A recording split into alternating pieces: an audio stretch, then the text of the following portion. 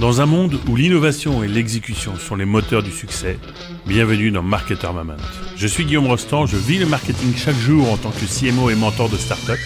Je me passionne pour ce domaine et ses acteurs. Dans Marketer Moment, notre ambition est non seulement de donner la parole à des professionnels de cette discipline, mais surtout de les inviter à nous raconter leur succès, un canal qu'ils maîtrisent, une campagne particulièrement réussie, des techniques et des sujets spécifiques dont ils sont les experts. Pas de fioritures, du concret, au travers d'entretiens intenses dans lesquels les best practices, les échecs constructifs et les visions pour l'avenir du marketing sont discutés sans filtre. C'est une immersion dans la réalité d'un marketeur au sommet de son art. Marketer Moment est le podcast pour apprendre, être inspiré et peut-être même défier votre propre approche du marketing. Je suis Naufal Lakzali, j'aborde le marketing depuis plus de 10 ans en tant que growth marketer et aujourd'hui en tant que fondateur de la plateforme de marketers Mathird. Je serai votre complice sur ce voyage au cœur de l'excellence du marketing et je vous souhaite une bonne écoute. Bonjour Alexis. Salut Naufal. Comment ça va? Super bien, et toi? Ça va très très bien. Je te remercie de m'avoir rejoint aujourd'hui à notre enregistrement. Mais c'est moi qui te remercie. À un enregistrement, tu m'as dit que tu avais beaucoup de choses à nous raconter sur le contenu, mais le contenu pragmatique, j'imagine, un contenu qui ramène de l'argent. Et bien sûr, bien évidemment. J'aimerais, avant d'attaquer tout ça, j'aimerais bien en savoir un peu plus sur toi. Ouais. Je te présente, peut-être nous raconte ton parcours, la manière que tu veux. Ouais, carrément. Écoute, assez simplement, moi, ça fait 10 ans que je bosse dans le marketing B2B. J'ai un parcours assez classique, on va dire, assez linéaire. Donc, au moins, c'est très compréhensible, donc c'est bien. J'ai démarré en startup, donc il y a 10 ans, en tant que content manager chez iAdvise, donc une très belle boîte que vous connaissez sûrement. Donc, c'est là où vraiment j'ai commencé un peu à faire mes armes et où j'ai commencé un peu à développer cette passion du content marketing, grâce à mon boss de l'époque notamment. Suite à ça, j'ai bougé dans une autre boîte, toujours dans le SaaS, dans la tech, qui s'appelle Caméléon, qui est donc plutôt spécialisée là dans l'A/B testing et la personnalisation. J'étais première recrue marketing, donc ça m'a vraiment permis de développer aussi, on va dire, des compétences assez transverses d'un point de vue marketing, puisque en fait, quand tu arrives avec tes premiers recrutements, il faut tout faire, bien sûr, et donc il faut tester plein de choses, il faut lancer plein de canaux différents, etc. Donc ça a été aussi très formateur pour moi. Et ma dernière expérience, c'était chez You Love Words, qui est une agence de content marketing. Et donc pour moi, c'était un peu le Graal, entre guillemets, on va dire, en termes de poste, parce que ça m'a permis d'être au contact du content pur, quoi, on va dire. C'était pas une agence comme on l'entend, une agence assez classique, mais une agence plutôt, on va dire, à taille humaine, plutôt start-up, plutôt digital, dans laquelle j'ai aussi essayé d'amener un peu mes connaissances marketing, du coup plutôt SaaS, mais on va en reparler. Et voilà, donc cette boîte-là, je suis resté 5 ans. Et là, depuis quelques mois, je suis maintenant part-time CMO. Et donc, pour ceux qui ne connaissent pas ces termes, on va le dire en bon français, directeur marketing indépendant ou freelance. Et voilà, et donc mon rôle, c'est toujours le même, mais en indépendant, c'est d'accompagner des boîtes plutôt effectivement B2B et SaaS dans leur stratégie marketing, dans leur stratégie de contenu, dans de l'intérim sur du CMO, voilà. Très clair et parcours passionnant où je remarque que tu es parti du SaaS pour aller vers de l'agence. C'est un parcours intéressant. On en parlera. Et aussi, tu m'expliqueras un peu plus en détail toutes ces histoires de fractional, CMO, part-time CMO. Pour démarrer, j'aimerais bien tu peut-être m'introduis ou tu me décris, selon toi, c'est quoi le content de base? Quand on entend beaucoup parler de ce mot content, j'ai l'impression maintenant on le dit partout, on le dit dans tous les sens, on dit content pour dire tout ce qu'on veut faire, que ce soit newsletter, qu'est-ce que ça veut dire content pour toi? Ouais, c'est une bonne question parce qu'en effet, je pense qu'aussi ça a été très développé par tous les créateurs de contenu, par tous les influenceurs, parce que aussi, on le voit, en effet, le content, c'est partout aujourd'hui, quoi. Mais vraiment partout. Et les réseaux sociaux, ça a forcément aidé aussi à développer un peu toute cette logique un peu content. Donc pour moi, je vais te répondre une réponse qui va peut-être pas te convenir, mais pour moi, le content aujourd'hui, c'est tout, quoi. C'est tout. C'est tout ce qui fait qu'une boîte existe et prend la parole, est visible, etc. Voilà, pour moi, c'est ça.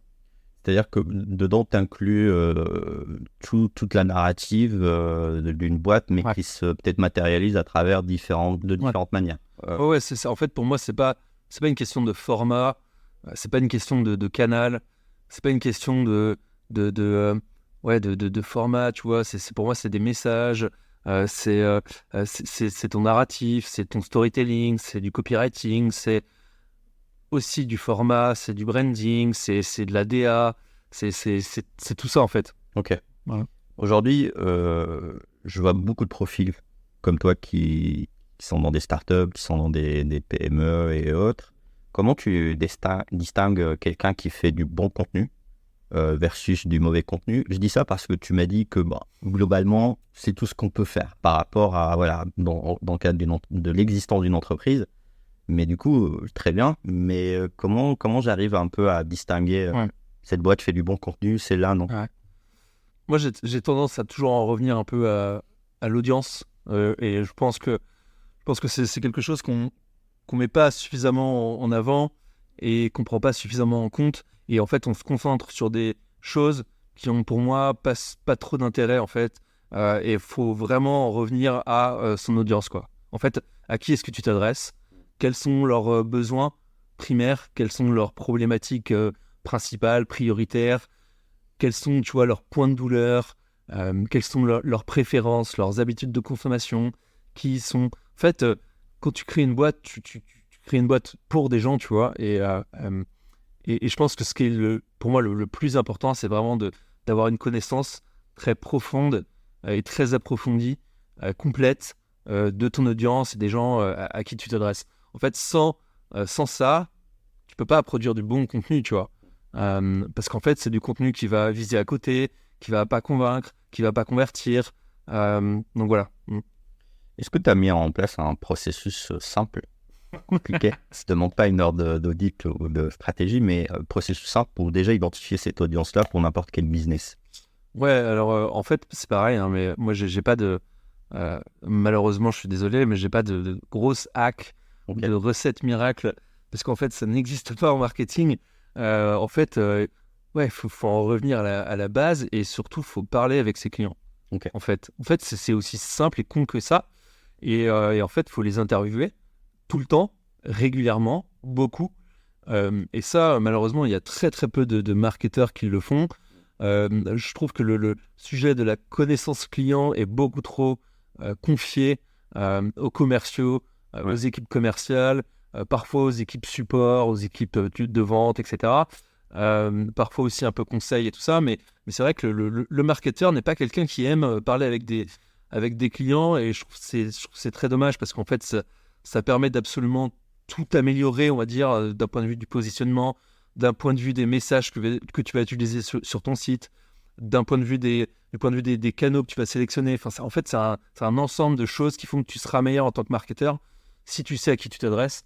Et donc pour ça, je trouve qu'il n'y a rien de mieux que les interviews longues. Ce qu'on est en train de faire là, en fait, il faut le faire avec ses clients, tu vois. Il faut se poser avec eux 1 heure. Il faut aussi les laisser parler. Il faut les écouter. Il faut en fait leur donner l'opportunité de s'exprimer, tu vois, et de raconter, de partager un peu leur histoire. Et pour moi, c'est le meilleur moyen de produire du contenu de qualité ensuite, quoi.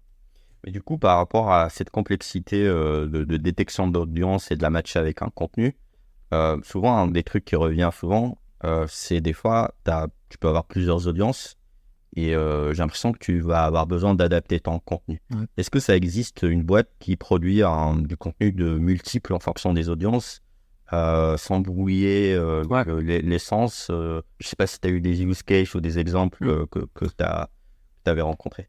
Si, en effet, tu peux avoir tu peux avoir en fait une audience principale et des audiences secondaires, des cibles secondaires.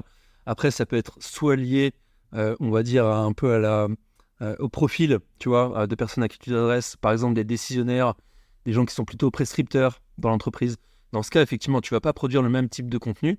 Si je te prends un exemple, tu vois, donc si je reprends l'exemple de You Love Words, on s'adresse à des directeurs marketing, des responsables de la communication, des choses comme ça, qui sont des profils du coup décideurs, acheteurs, mais on s'adresse aussi à des gens qui sont content marketeurs, content managers, Et là, en effet, les messages sont pas les mêmes. Donc, ce qui est important, en effet, c'est de bien mapper tes audiences, leurs problématiques, et après d'y associer des contenus qui répondent à ces problématiques-là, toujours avec cette logique un peu de funnel mapping, donc d'essayer de mettre des contenus face à des stades de conscience, des niveaux de conscience différents. Ok. Donc, tu connais peut-être ce framework-là, les 5 Stages of Awareness de Eugène Schwartz. Bien que tu les expliques, parce que ça a l'air très, très smart vu le nom. Ouais, mais c'est un truc, je crois, qui date de 1936, et j'en avais parlé dans ma newsletter, parce que je ne l'ai pas dit en intro, mais j'ai une newsletter, un podcast aussi, Content Superstar, si jamais vous voulez le lien. Voilà. Et donc, j'avais parlé de ce framework qui est en fait une espèce de... C'est un framework un peu plus élaboré que le tofu, mofu, bofu qu'on connaît un peu tous, qui aujourd'hui, pour moi, est un peu outdated, tu vois, qui est un peu dépassé, parce que les cycles d'achat, surtout en B2B, sont plus aussi linéaires et logiques qu'ils l'étaient il y a quelques années. Les gens vont et viennent, ils entrent par une porte, pas forcément celle à laquelle tu t'attends au départ. Donc en fait, l'objectif de ce framework-là, c'est de mapper, comme je le disais, des niveaux de conscience différents. Donc tu as la personne qui est unaware, qui n'est pas consciente qu'elle a un problème, la personne qui a conscience qu'elle a un problème, donc c'est unaware problème, quoi. La personne qui a conscience qu'elle a besoin d'une solution pour résoudre son problème, et la personne qui a conscience qu'elle a besoin de telle solution pour résoudre son problème, et la personne qui est la plus consciente, qui est en fait, si tu veux, à un clic d'acheter, quoi. Voilà. Okay. Donc en fait, tu vois, c'est un entonnoir de conversion qui est un peu plus développé que le tofu mofu classique. J'ai l'impression que ça rapporte plus d'un modèle de hot lead, warm. Ouais, complètement. C'est ça, c'est exactement ça. En fait, tu as cette logique un peu de awareness, considération, décision classique, HubSpot et tout ça. Et en fait, tu as cette logique de funnel, du coup. Et l'objectif, c'est vraiment de produire des contenus et mettre des contenus face à une audience spécifique et à un niveau de conscience spécifique. Et voilà. Et donc, en effet, pour en revenir à ta question, tu peux avoir plusieurs niveaux d'audience, plusieurs types d'audience. Et ce qui est important, c'est de le savoir, c'est de faire son travail préliminaire de persona, de ICP, de bien identifier à qui est-ce que tu t'adresses, quels sont les avantages compétitifs que tu peux mettre en avant pour ce persona-là ou pour celui-là, etc. Intéressant comme framework, je vais dig après et je pense que ça va intéresser pas mal de personnes. Comment s'assurer que quand on fait ce travail-là, qu'on ne brouille pas nos différentes audiences, parce que j'ai du mal à distinguer un peu quand tu as plusieurs audiences, certaines vont se chevaucher peut-être, mais cet exercice de pas brouiller un peu ton contenu, ou ta visibilité ou ta marque, peu importe, comment on arrive un petit peu à... C'est difficile de répondre à cette question, puisque en effet, tu peux avoir parfois des overlaps, ou voilà. Pour moi, c'est pas grave en soi, tu vois, parce que je considère qu'en fait, ce qui est important, c'est vraiment d'être présent partout, tu vois. Ce qui est important aussi de préciser, c'est que des canaux de diffusion, il n'y en a pas 10 000, tu vois, aujourd'hui. Il y en a beaucoup plus qu'avant. Alors avant, certes, tu avais la télé, la radio, l'affichage, la presse, et grosso modo, c'était à peu près tout. Aujourd'hui, bien sûr, tu as tous les réseaux sociaux qu'on connaît, et encore, on va peut-être en parler, mais le dark social, c'est très compliqué pour les marketeurs aujourd'hui, parce que en fait, tu es incapable de mesurer l'impact que ça peut avoir, mais c'est important. En fait, pour moi, on va peut-être parler d'attribution, mais moi, je considère qu'il faut, en fait, c'est une question de top of mind et de mix marketing, tu vois. Et pour moi, il faut être présent, comme je le disais, à tous les niveaux de conscience et sur tous les canaux où sont présents ton audience. Et à partir de ce moment-là, en fait, pour moi, c'est un truc qui est global, tu vois. C'est-à-dire, si tu es visible un peu partout, tu réponds aux messages de plein de manières différentes, etc., dans l'ensemble, en fait, dans la globalité, ça va quand même fonctionner, tu vois. Alors, bien sûr qu'il y a toujours des choses que tu peux optimiser, mais ça pour moi, c'est aussi le travail du marketeur, de faire son job, de récupérer des feedbacks, etc., tu vois. Voilà. En sales, il y a une expression qu'on dit souvent, c'est « keep showing up ».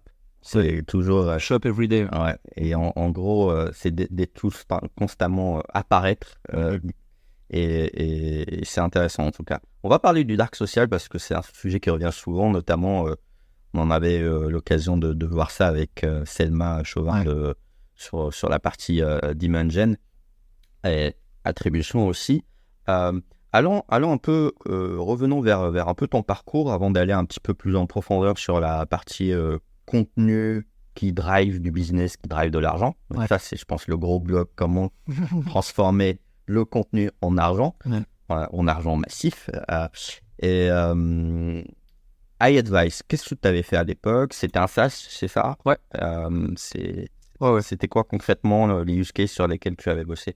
Ouais, iAdvice, donc ça remonte à 2013 quand même. Donc ça date, ça ne me rajeunit pas. C'était en effet ma première expérience professionnelle, sortie d'école. En plus, mon boss était aussi un ancien de l'école, etc. Donc tu vois, il y avait... et puis c'était à Nantes, donc j'ai fait une partie de mes études là-bas. C'était une super expérience parce que c'était un peu pour moi les prémices de la Startup Nation, on va dire qu'il y a 10 ans, c'était pas encore ce que c'est maintenant aujourd'hui. En plus, on enregistre à Station F, donc voilà, c'est quand même la mecque de la Startup Nation. Et en fait, à iAdvice, si tu veux, ils avaient très bien compris cette logique de content et d'inbound marketing, et surtout avec cette vision US qui était très développée aux États-Unis à l'époque. Et comme tu le sais, la France a toujours 5 ans de retard. Donc, je suis content parce qu'en fait, j'ai commencé ma carrière dans une boîte qui avait quand même cette avance-là, tu vois. Et donc, ça m'a vachement formé. L'équipe marketing, elle était quand même, j'allais dire, elle était assez réduite, mais on devait être 5, je crois.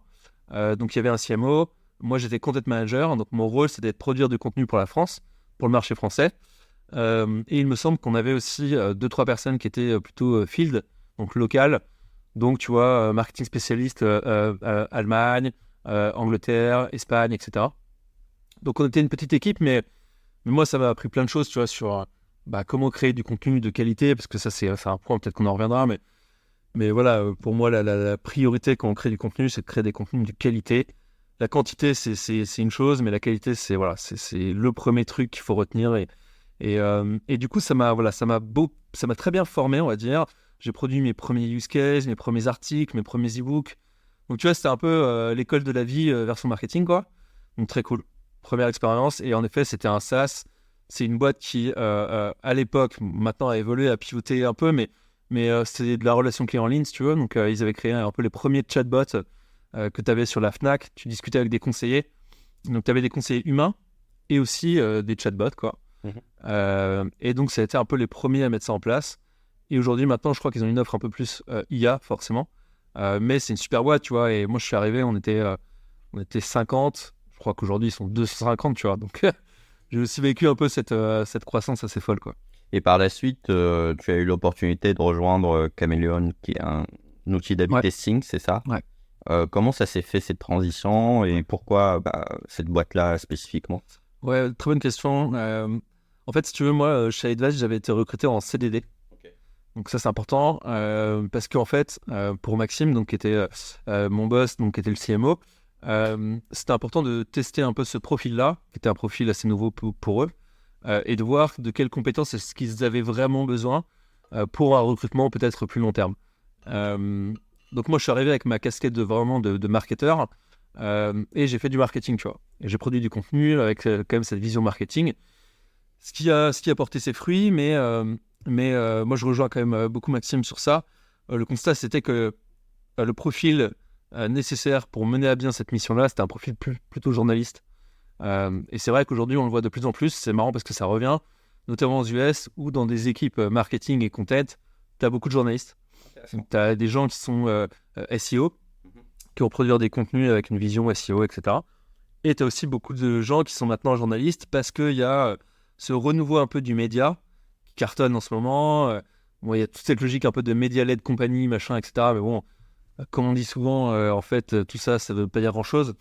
Média-led compagnie, voilà. C'est le nouveau terme. Product-led, voilà. Mais en fait, c'est juste faire du marketing et faire du bon marketing. Donc, en effet, le média, c'est un des moyens. Et donc, c'est pour ça que tu as un peu cette recrudescence de journalistes dans les startups aujourd'hui. Et donc, tu vois, déjà à l'époque, il y a 10 ans, il s'était dit, en fait, le profil dont j'ai le plus besoin et qui me permettra d'atteindre nos objectifs de visibilité, de notoriété, etc., c'est plutôt quelqu'un de journaliste. Et donc, en fait, mon chemin s'est arrêté à ce moment-là, mais en très bonne entente, etc. Et forcément, du coup, bon, j'étais à Nantes, il y avait beaucoup moins de startups qu'il y en a maintenant. Et du coup, forcément, j'ai commencé à un peu à regarder ce qu'il y avait à Paris. Et du coup, donc, je suis tombé chez Caméléon de façon assez classique. Hein, mais j'ai postulé. Ils cherchaient leur premier recrutement en marketing. Et le produit était très tech quand même. Parce que A/B testing, parce que beaucoup de statistiques, de proba, aussi pas mal de personnalisation web. Et pour tout te dire, dans l'équipe, moi quand je suis arrivé, il devait y avoir 10 personnes. Je pense qu'il y avait 7-8 développeurs sur 10. Donc, Pas mal. ouais, dont le CTO qui a un PhD. Enfin, bon, ils avaient quasiment tous des PhD, tu vois, en machine learning, en big data. C'était des brutes. Je comprenais pas grand-chose de ce qu'ils racontaient. Mais du coup, mon rôle, c'était, en tant que marketeur, de réussir à expliquer à mon audience ce qu'on faisait de manière assez pédagogue, tu vois, et sans rentrer trop dans les sujets de docteur en big data, parce que c'était quand même très technique. Et en fait, c'était un peu aussi le début de l'IA, tu vois. En fait, l'IA, moi, je l'entends depuis 10 ans, ce terme-là. C'est vrai que, bon, maintenant, avec l'IA générative, on en parle tous les jours. Mais l'IA, en fait, ça tourne dans le monde des startups depuis, depuis très longtemps, tu vois, et forcément plus qu'il y a 10 ans.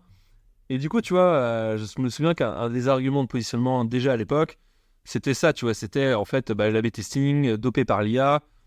Mais en fait, c'est pas de l'IA. Puis l'IA, qu'est-ce que c'est que l'IA? Donc, on va peut-être pas dévier là-dessus, mais tu as cette logique d'intelligence artificielle, mais aussi de big data et de machine learning. Donc, on était plus sur du big data et du machine learning à l'époque que là, on en est maintenant. Mais voilà, du coup, mon rôle, tu vois, chez Caméléon, ça a été de réussir comment dire, à convertir un peu ce langage technique, voilà, très dev, etc., très tech, en langage marketing qui soit compréhensible par des directeurs e-commerce, parce que c'était quand même principalement une cible e-commerce, directeur marketing, responsable de la com, etc. Ok. Simplifier le jargon et voilà, simplifier le discours. Et du coup, cette expérience, c'était du SaaS, du coup, et ça a duré combien de temps, globalement? 3 ans et demi. 3 ans et demi, et c'est là où tu as basculé vers un modèle beaucoup plus agency. Ouais. Est-ce que tu as vu des différences? Ouais, complètement. Là, c'est pareil, Caméléon, je suis arrivé, donc comme je te le disais, on était à peu près 10. Je suis parti, il y avait 70 personnes. Okay. Donc, et puis une équipe marketing qui est passée de 1, donc moi, à 7-8 personnes. Okay. Donc, tu vois, ça a vachement évolué aussi en 3 ans et demi, donc belle croissance. 100% de... Tu as managé quelques-uns, j'imagine. Ouais. Après, quelqu'un est arrivé pour manager un peu, qui avait plus de seniorité, pour manager un peu plus l'équipe market. Mais du coup, tu vois, moi, j'avais un peu fait le tour dans cette boîte. J'avais un peu tout testé, tu vois, aussi. Et mon rôle avait quand même aussi évolué. J'étais arrivé en tant que content marketing manager. J'ai terminé online marketing manager, donc à gérer aussi beaucoup toute la partie diff, paid, amplification. T'as intégré du soutien au contenu, quoi. Ouais, voilà. Donc, je me suis davantage, effectivement, après spécialisé sur la partie vraiment plutôt online. Mais je pense qu'on y reviendra sur un peu le rôle d'un CMO, le métier du CMO, etc. Mais en fait, moi, toutes ces expériences-là m'ont permis de toucher à tout en marketing, tu vois. Et quand je suis passé CMO, globalement, j'avais quasiment couvert la totalité des fonctions, des missions, des responsabilités d'un marketeur. Et donc après, quand je suis parti de Caméléon, You Love Words, effectivement, a plutôt un profil agence, mais en fait avec une vision quand même un peu produit, tu vois, d'essayer de productiviser le modèle agence. Donc c'est là où c'était intéressant pour moi. Et je pense que ce qui leur a plu dans mon profil, c'était que justement je venais avec cette casquette de marketeur SaaS. Et c'est vrai que des CMO en agence, il n'y en a quand même pas beaucoup, tu vois. Alors, en tout cas, c'est un rôle qui est beaucoup plus, en effet, SaaS, tech, startup, etc. C'est rare. C'est très rare. Et du coup, c'était d'autant plus difficile pour moi parce que donc, je suis arrivé chez eux. J'étais inbound marketing manager. Donc, bon, pareil, il n'y avait pas de marketing. Il fallait un peu tout construire. Le business était principalement drivé par les sales, ce qui est logique dans une agence. Et donc, moi, j'ai rejoint en plus un pôle sales, tu vois. Donc, sales et marketing. Donc, difficile aussi d'un peu de faire son trou et de faire sa place. La relation un peu, non? Ouais, elle était dure, on pourra en parler. Elle était difficile. L'alignement sales marketing, c'est un vrai sujet. Donc voilà, donc ça a été compliqué parce que je suis arrivé du coup dans une équipe composée que de commerciaux. Même si ça fonctionnait super bien, le CEO a quand même une grosse affinité marketing. Il vient du marketing à la base. Et ça, pareil, c'est quelque chose d'hyper important. Si le CEO comprend pas le marketing, ça va être difficile. Là, j'avais la chance qu'il le comprenait. Donc j'avais ce soutien-là quand même aussi. Et du coup, ouais, mon objectif, c'était de rendre visible l'agence et aussi d'avoir un positionnement qui était un peu en dehors de l'agence, tu vois. Et d'essayer de se positionner en tant que solution, partenaire, tu vois, et pas forcément prestataire, outsourcing, externalisation, ce genre de termes qui sont aujourd'hui un peu mal vus, tu vois. L'agence, c'est plus sexy. Jordan, que j'ai reçu dans mon podcast, on en parle notamment, parce qu'avec Bulldozer, ils ont aussi un peu ce positionnement-là. Et voilà, donc mon objectif, c'était d'amener un peu mes pratiques, mes techniques du monde du SaaS au monde de l'agence. Et ça n'a pas été une mince affaire. Mais en fait, tu vois, très vite, j'ai voulu prouver que ça pouvait fonctionner. Et en fait, j'avais une vision qui était assez claire sur là où je voulais emmener la boîte et le content. Et en fait, je pense que ce qui a fait le succès du fait que je sois resté 5 ans dans cette boîte et que je sois passé CMO, etc., mais on pourra en revenir là-dessus, c'est qu'en fait, j'ai toujours gardé la même vision. Et notamment, justement, cette logique de contenu de qualité, de contenu éducatif, parce que pour moi, l'objectif, surtout que le content marketing n'était pas encore hyper développé, c'est de faire comprendre aux gens que créer du contenu, c'est bien, mais créer du contenu de qualité et surtout marketing, donc du contenu qui vend, du business, c'est mieux, tu vois. Et donc voilà, donc après, on a mis en place plein de choses. J'ai testé beaucoup de choses la première année, la deuxième année, etc. Mais on va peut-être rentrer dans le détail après. Mais voilà, l'objectif, c'était au départ de tester plein de canaux différents pour voir un peu là où était l'attraction et après commencer à scaler, quoi. Alors, comment on fait du contenu qui fait gagner de l'argent? C'est la question, je pense que qu'on se pose depuis tout à l'heure. Alors, je vais la subdiviser parce que je pense pas, c'est une question qui est beaucoup plus large. C'est très large. Dans ton parcours, du coup, de ce que je comprends, il y a eu beaucoup d'évolutions et tu es arrivé vers un poste de CMO où tu as appris aussi ces sujets de positionnement, de vision, parce que de ce que je comprends, tu as fait pas mal de choses. Commençons par cette dernière expérience où tu dis avoir réussi à transformer le contenu comme générateur d'opportunités d'affaires. C'est-à-dire quoi? C'est-à-dire que tu as réussi à commencer à quantifier et à corréler ta production de contenu avec le nombre de leads générés. Est-ce que c'est par ça, c'est ça que tu veux dire? Et tu l'as fait comment, notamment? Oui, je pense qu'en fait, le premier objectif, un peu, on va dire, pour une boîte qui met en place une strat marketing, un département marketing, c'est d'essayer de générer des premiers leads pour alimenter les commerciaux. Enfin, moi, j'avais tendance souvent à répéter que mon job, c'est de rendre le travail des sales plus facile. Donc, en effet, ça demande justement à ce qu'il y ait un super alignement avec les sales. Si tu ne l'as pas, en fait, tu vas produire du contenu qui est à côté, quoi. L'alignement sales marketing, ça te permet de savoir quels sont les contenus dont tu as besoin, que tu as besoin de produire pour répondre à des problématiques qui sont spécifiques et qui sont prioritaires pour les clients, quoi. Donc nous, tu vois, ce qu'on faisait, c'est qu'on mettait en place des comités édito mensuels.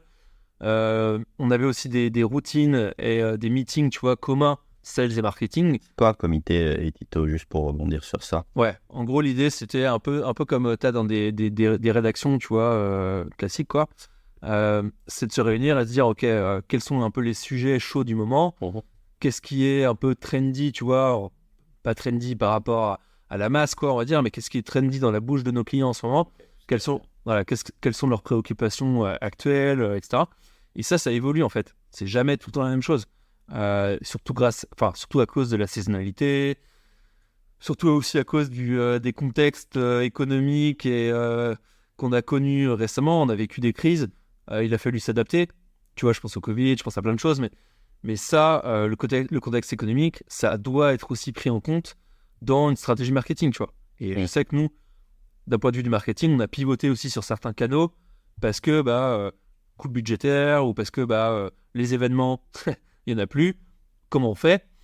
Donc en fait, ces comités édito, tu vois, te permettent de t'aligner avec les commerciaux et en fait que eux, ils te partagent un peu les remontées terrain de ce qu'ils ressentent, ce qu'ils vivent, parce que en fait, c'est eux qui sont le plus au contact des clients parce qu'ils leur parlent tous les jours, tu vois.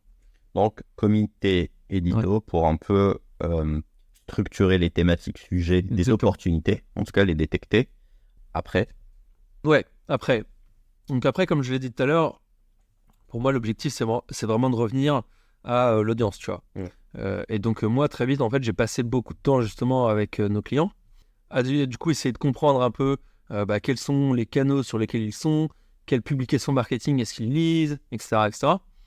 Donc ça m'a permis d'affiner un peu. combien en échantillon? Juste pour avoir un ordre d'idée. Je pense que, tu vois, je devais interviewer à peu près 5 clients par mois. Ok. Ils acceptaient facilement.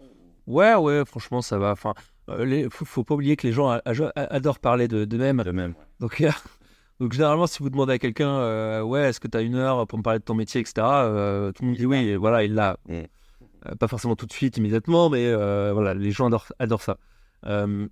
Donc, ouais, donc en fait, moi, ça m'a permis d'avoir déjà des premières hypothèses, tu vois, des premières hypothèses. Et après, ce qui est important, c'est de tester ces hypothèses et de suivre ces tests-là, tu vois. Donc, en fait, comme je te le disais, moi, j'ai testé plein de choses. Et je dis pas que tout a marché, bien au contraire. Il y a plein de choses, tu vois, qu'on a testées, qui n'ont pas fonctionné. Et c'est très cool parce qu'en fait, ça te permet d'éliminer des choses, tu vois. Donc ça, c'est le premier point. Donc en fait, je pense qu'il faut tester, analyser les résultats et avancer rapidement, tu vois. Et je sais que voilà, chez Hello World, je pense que l'une de mes qualités, c'est d'exécuter rapidement, tu vois. Et on a exécuté plein de choses. Et on a aussi, comment dire, on a réussi, tu vois, à couper ce qui fonctionnait pas suffisamment vite pour accélérer sur d'autres sujets, tu vois. Donc après, ça peut être, tu vois, mettre en place des webinars, participer à des événements, parce que je ne prends pas forcément en compte que le online.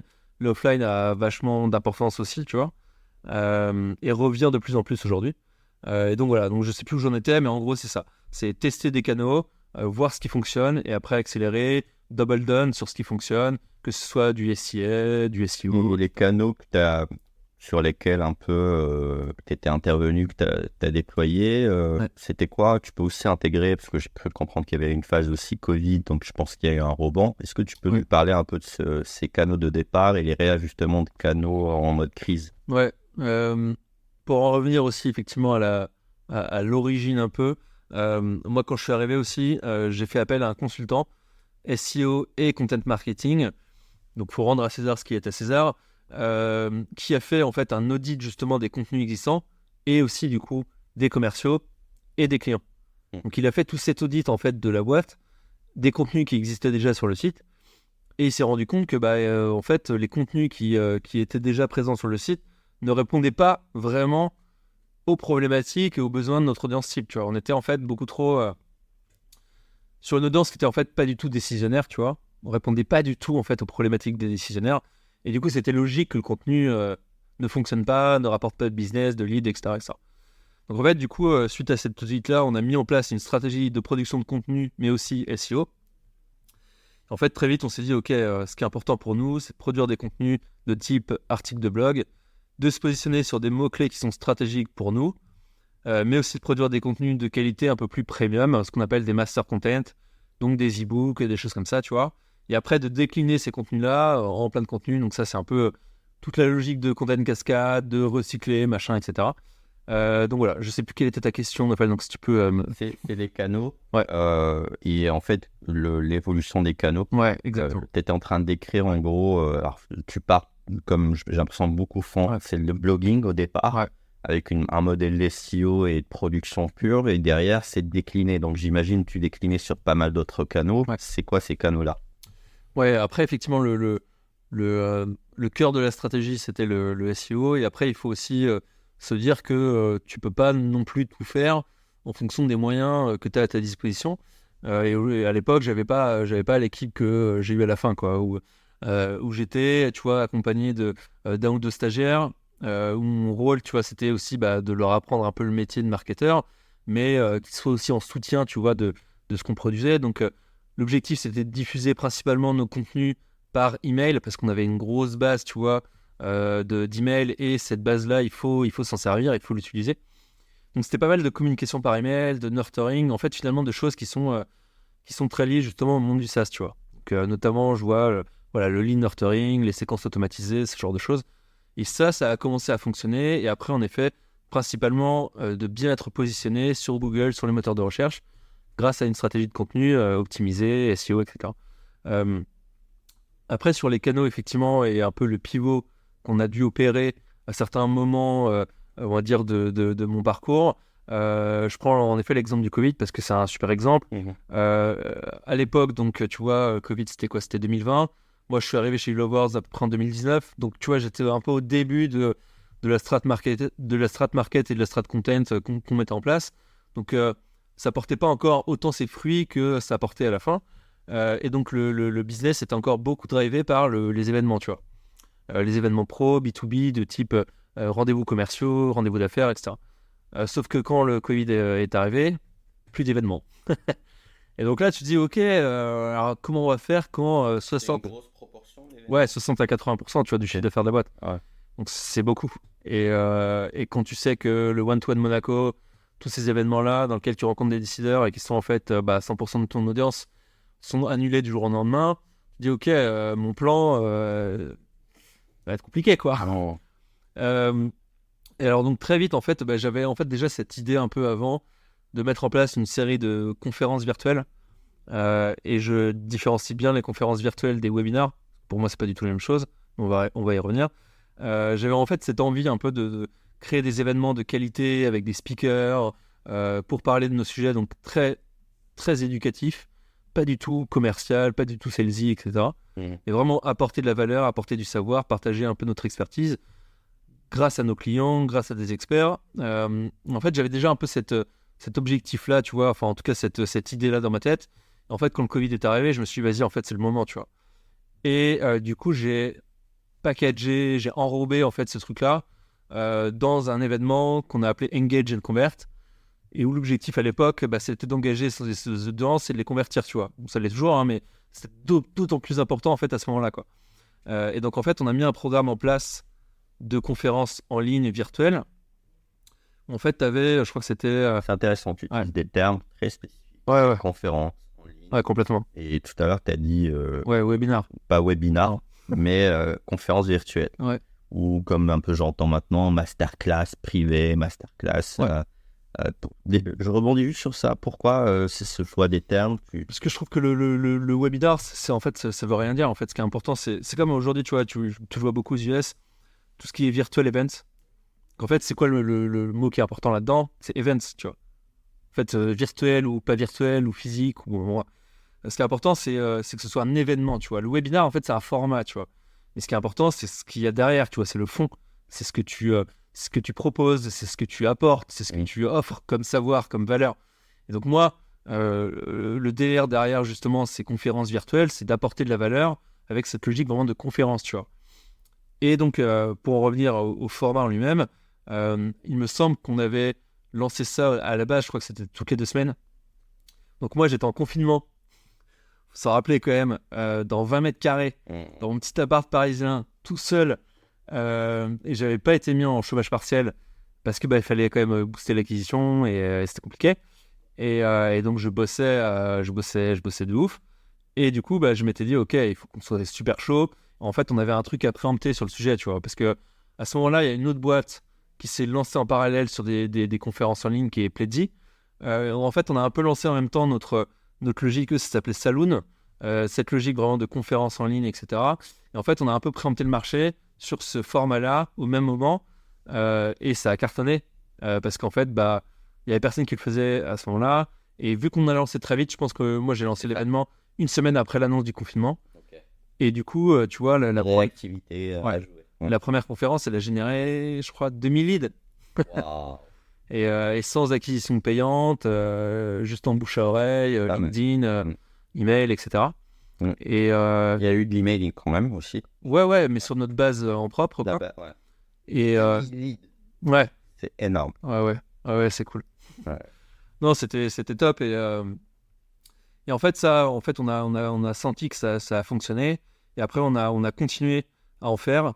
Mais pour en revenir sur le format, et après, je t'expliquerai ce qu'on a fait, c'est qu'en gros, tu vois, c'était une matinée complète, on va dire 8h midi, tu vois, 2 conférences, où en fait s'enchaînaient des speakers, et on n'était pas, tu vois, sur un webinar de 30 minutes, où c'était juste un invité, etc. Là, c'était vraiment un vrai programme, et c'est ça qui est important, tu vois, où on essayait à chaque fois d'avoir un angle particulier, une thématique spécifique, précise, et c'est ça qui fonctionnait, je pense, tu vois. Et on avait vraiment ce rôle, tu vois, d'organisateur d'événements, certes virtuel, mais quand même, quoi.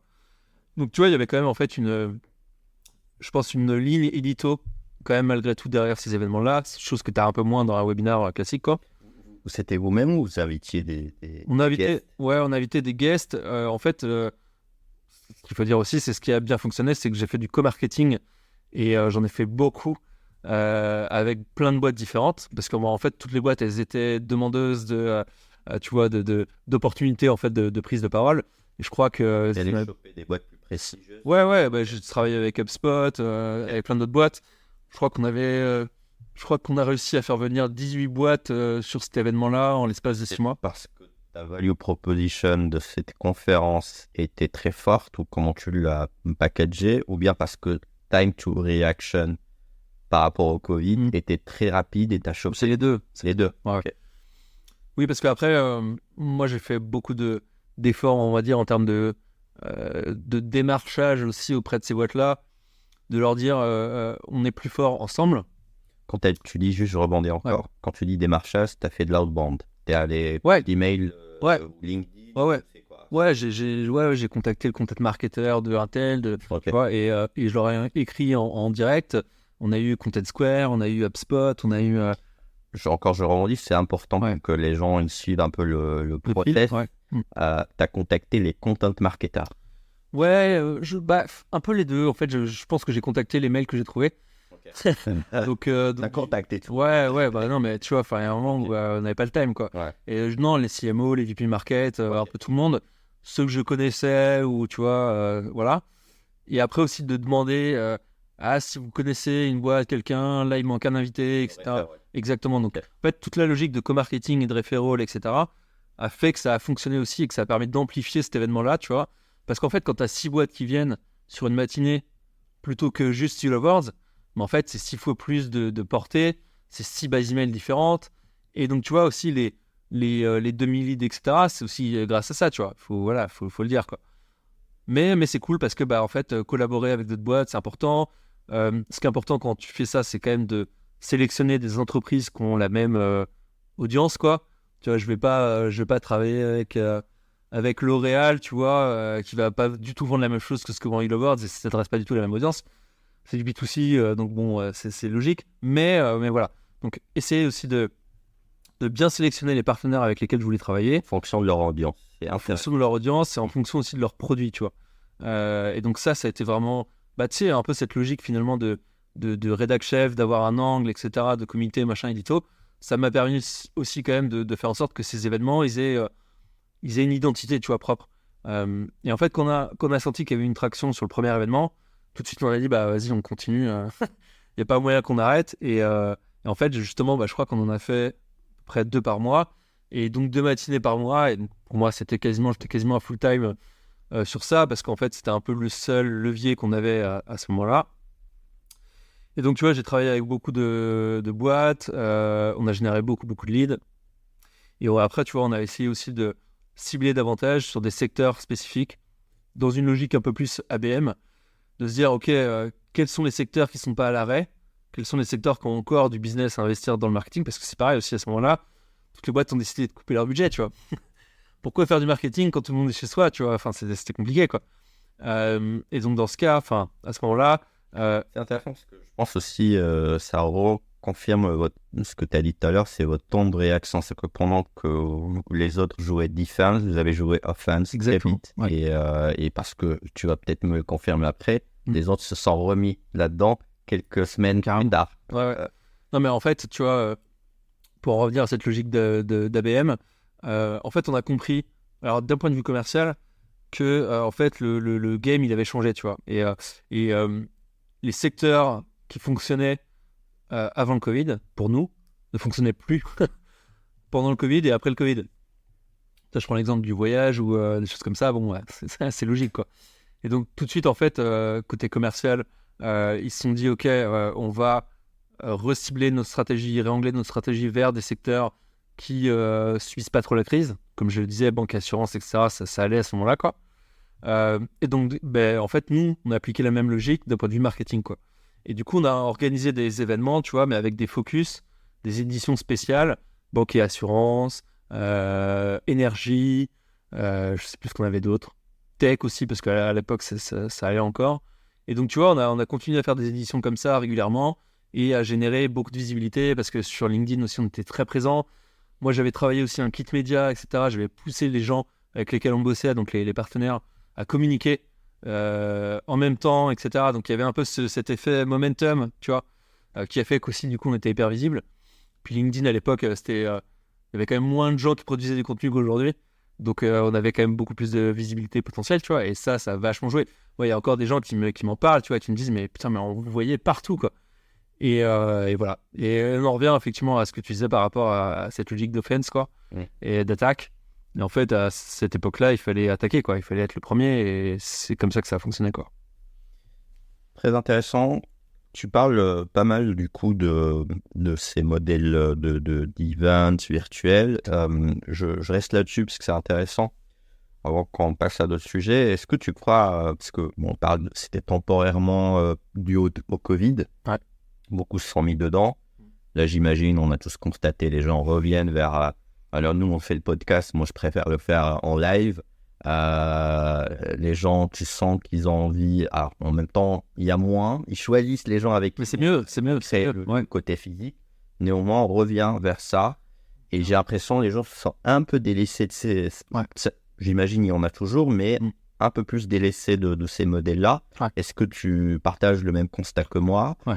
Et comment tu vois un peu cette évolution, notamment sur ces conférences virtuelles, surtout que, pour conclure ma question, on voit beaucoup de startups qui se sont créées sur ce modèle-là de virtual events, des modèles de bureaux virtuels carrément en mode tu te balades dans un le métaverse. Métaverse. Ça en est où ? Tu crois et c'est quoi ta perspective sur ça ? Ouais, en fait pour moi, si tu veux, ce que je disais tout à l'heure, je trouve que le offline, faut pas le mettre de côté, tu vois, parce que ça a autant d'importance que l'online, tu vois, et un bon marketeur, il sait faire les deux. En tout cas, il arrive à avoir le bon mix entre du offline et du online, tu vois. Et les événements physiques dans la vraie vie, quoi, en fait, c'est hyper important parce que tu développes des choses que tu développes pas du tout avec des événements virtuels et toutes les notions de proximité. En fait, on est des êtres humains, tu vois. On a besoin d'être au contact des autres. C'est hyper important. Donc moi, je milite beaucoup aussi pour l'organisation d'événements physiques, d'ateliers, de conférences, même plutôt d'expériences. J'aime appeler ça des expériences, tu vois, réelles, quoi. Et ça peut être plein de choses. Ça peut avoir plein de formats différents. Chez Yellow Words, très récemment, on a commencé à organiser beaucoup d'événements, du coup, physiques aussi. Ça a pris plein de formes différentes. Ça pouvait être des dîners, notamment, avec des execs, donc des décideurs. Et ça, c'était un format qui fonctionnait hyper bien. Tu vois, c'était 10-15 personnes, un peu triées sur le volet, en mode casting. Tu vois, on essayait de s'assurer que les gens allaient bien s'entendre, quoi. Avec notre boss, qui était un peu la personne qui pilotait un peu tout ça, le chef d'orchestre. Et on a invité aussi un chef à table, tu vois. Donc, il y avait un vrai dîner dans un environnement cool, etc., tu vois. Et ça, c'est vraiment le côté expérience, tu vois, dont je parle et qui est hyper important. Et en fait, c'est le côté aussi delight un peu dont parle HubSpot dans leur délire, delight your customer. Voilà, c'est hyper important, tu vois. Et ça, c'est un format qui fonctionnait hyper bien. On a mis en place aussi un événement un peu flagship, comme le font beaucoup de boîtes US. Je pense à HubSpot avec Inbound. Je crois que c'est Dreamforce avec Salesforce. Bon, bref, il y en a plein d'autres. Mais ce genre d'événement aussi un peu flagship, c'est hyper important parce qu'en fait, tu deviens un peu la référence sur ton sujet, quoi. Yes. Et du coup, nous, on a créé la Content Week. Donc, c'était il y a 2 ou 3 ans.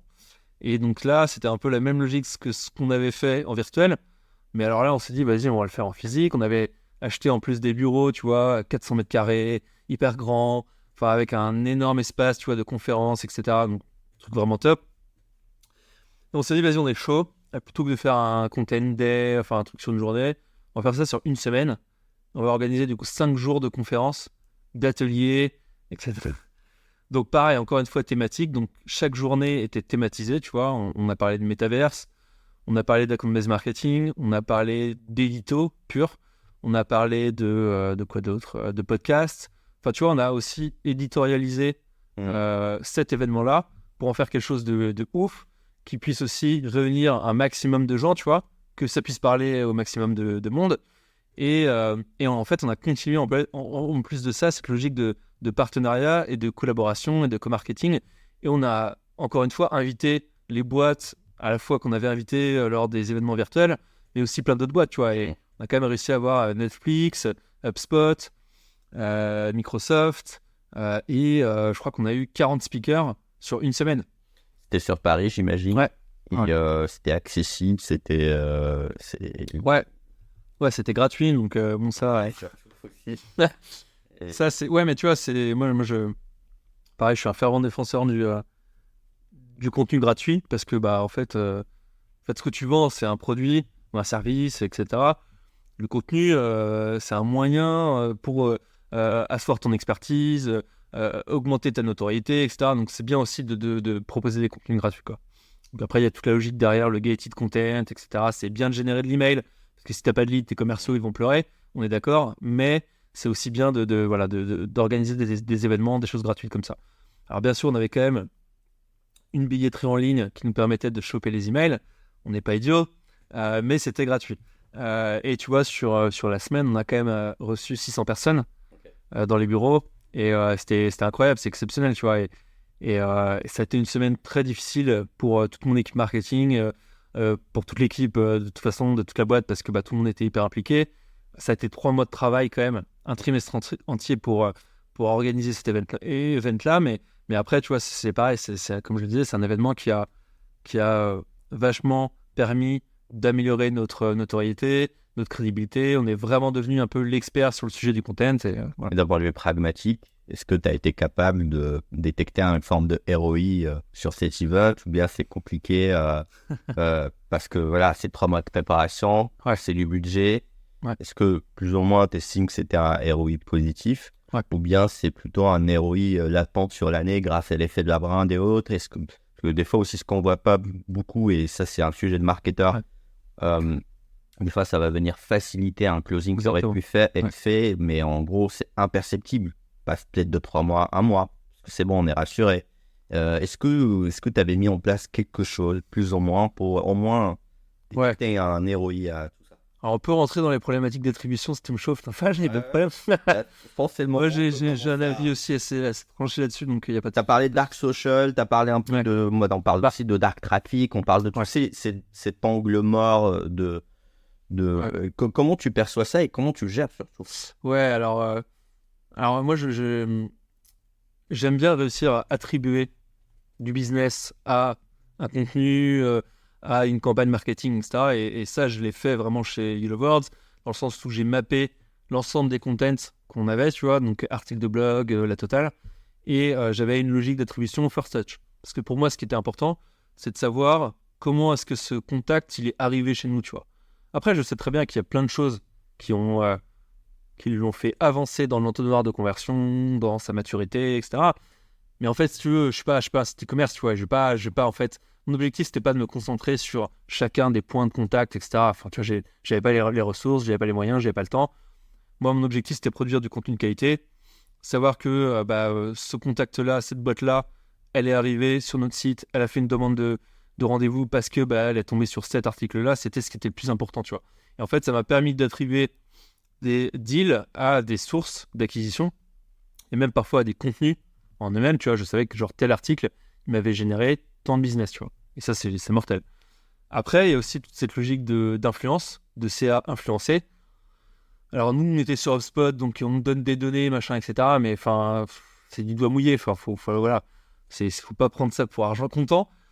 Mais moi, voilà, sur la logique d'attribution, comme j'ai toujours dit, ce qui est important, c'est globalement sur l'année est-ce que ton ROI il est positif ou pas, tu vois. Enfin, puis après, le reste, c'est pas qu'on s'en fout, tu vois, mais c'est qu'en vrai, on se prend trop la tête sur des choses qui sont, pour moi, pas importantes, tu vois. Et je trouve que la data, elle a fait vriller le cerveau de plein de marketeurs, tu vois, parce qu'aujourd'hui, les mecs, ils sont en train de regarder tout le temps les données, machin et tout, mais en fait, déjà, concentre-toi sur le fait de produire du contenu de qualité, de répondre aux problématiques de ton audience, d'avoir les bons messages, d'être bien positionné. Et en fait, si tu fais ça, bah en fait, tu généreras des résultats et tu auras du ROI, ce sera positif et tu généreras du business, tu vois. Mais te concentre pas sur 10 000 métriques à la fois, quoi. Enfin, ça n'a pas de sens, quoi. Voilà. Et pour en revenir à l'event, nous, ce qu'on a fait, c'est qu'il y avait quand même aussi les commerciaux, tu vois, qui étaient très chauds sur à la fois leur contact à eux, leur lead, etc. Ils ont quand même bien suivi. Bon, c'est important d'avoir un CRM à jour et tout. Et moi, je les ai longtemps saoulés sur ça pour avoir des bonnes sources, tu vois, et bien réussir à mesurer. Après, je sais que ça a influencé des deals. Donc, je sais que ça a été positif. Tu vois, sur cet événement, on a peut-être... Vous n'avez pas un modèle de score ou un truc en interne? Vous n'êtes pas allé jusque-là? Pas de lead scoring, une chose comme ça? Ouais. Si, Touch. Ouais. On a parlé aussi avec, par exemple, Selma de Touchpoint. Vous avez pas... En gros, c'est plus... Vous avez eu un sentiment qu'il y a une facilité par la suite en termes de closing, en termes de lead.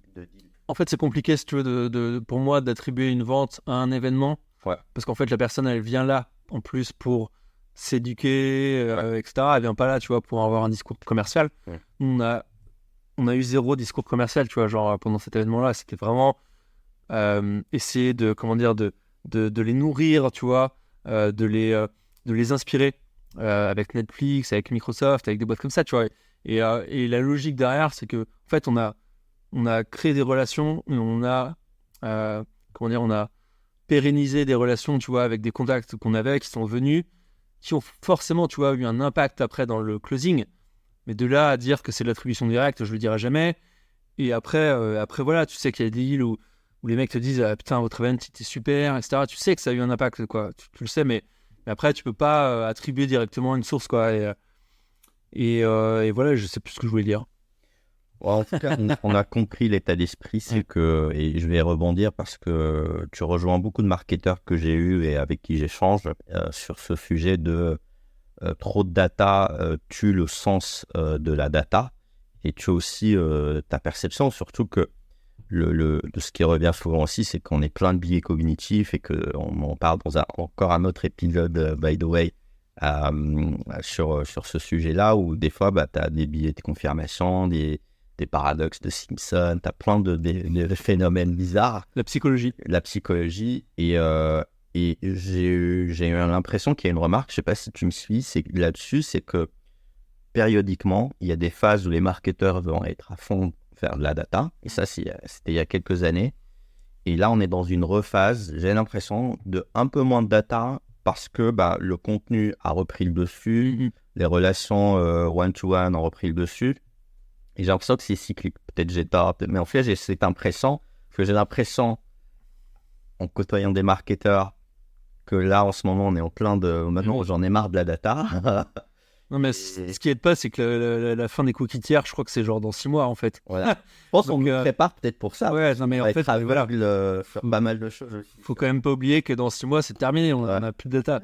Non, je plaisante un peu, mais en fait, il y a, je pense qu'il y a trop de data et je pense qu'il y a eu peut-être un trop plein aussi un peu de vouloir tout mesurer.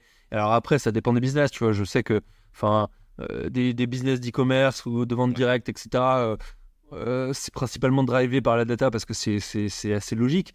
Quand on se parle de voilà, c'est ça que je voulais dire tout à l'heure, c'est quand on se parle de marketing B2B sur des ventes quand même complexes et des pricing high ticket, tu vois, t'es pas sur de l'achat d'impulsion, quoi. Et donc le mec qui vient à ton event, il va pas rentrer chez lui et payer avec sa carte. C'est du temps long, c'est de la relation, c'est du relationnel, et tu vois, c'est des cycles de vente. On se parle de 3-6 mois, quoi. Donc le mec, il a peut-être lu ton article, il t'a vu dans tel média, t'as fait un webinar, t'as fait un truc, t'es passé dans un podcast, il est venu à ton événement, tu lui as envoyé un mail après. En fait, tu vois, ce qui est important, c'est que sur des cycles de vente longs comme ça, ce qui est important, c'est l'ensemble de la chaîne de valeur, tu vois. Marketing, c'est pas un événement, enfin, c'est pas un touch point ou une action plus que notre, quoi. Très intéressant. Et du coup, juste avant, tu m'avais parlé aussi de académie. C'est quoi? C'est un autre tactique, un autre.